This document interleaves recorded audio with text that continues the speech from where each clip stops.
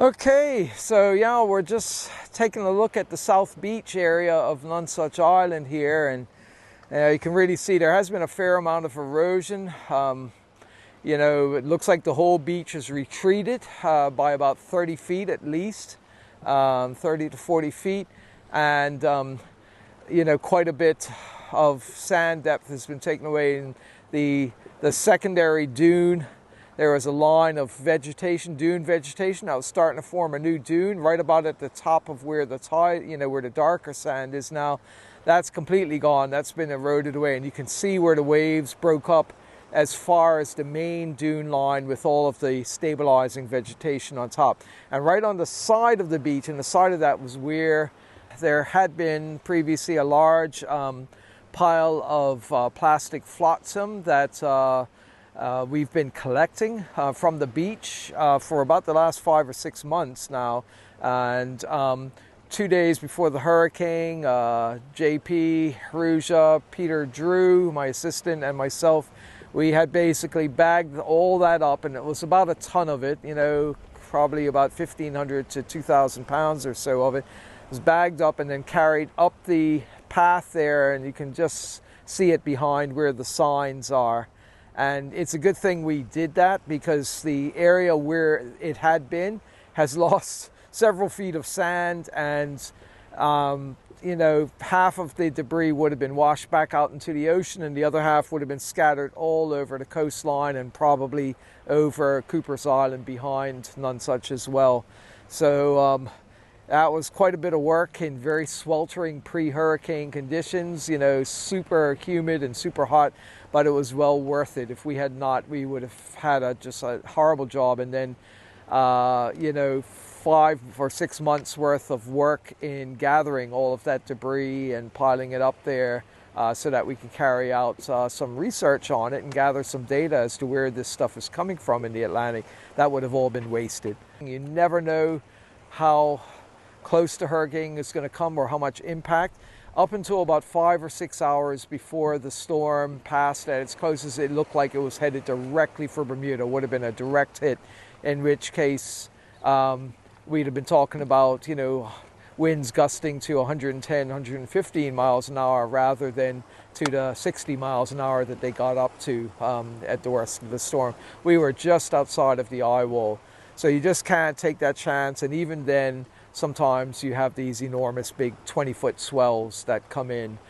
Even if the storm misses you by a couple hundred miles, it all depends. We were very fortunate. It was just starting to really intensify in the 24 hours before it passed the island, and it made this last-minute jog to the east, just as forecast, and missed us by about 80 miles rather than a direct hit.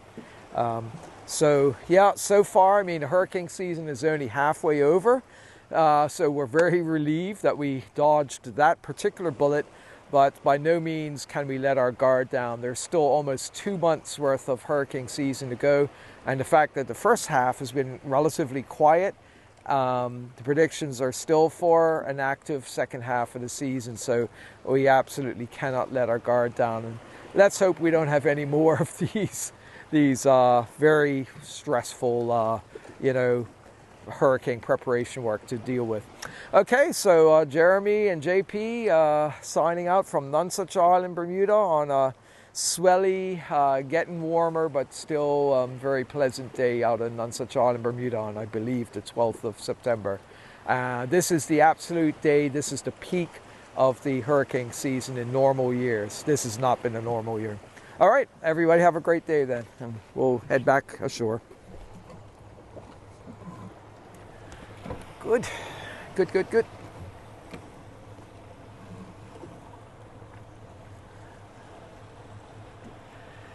That's a relief all around, you know, so much better than it could have been.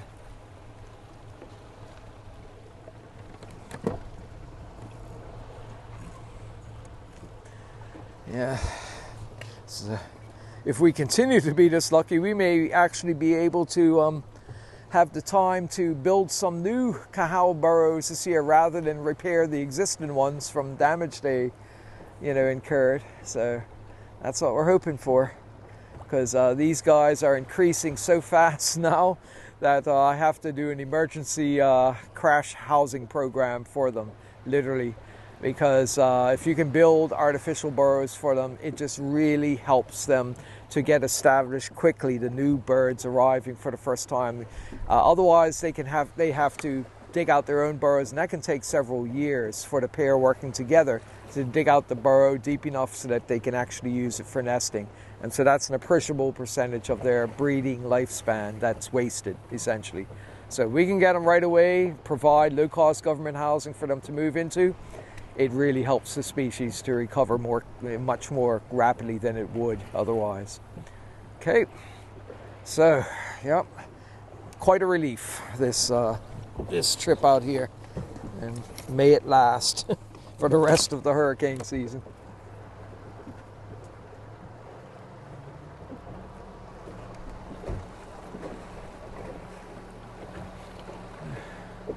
It's like Cahal Cove Beach is about 3/4 gone. All that sand that had been building up all years, just a little bit of it left now.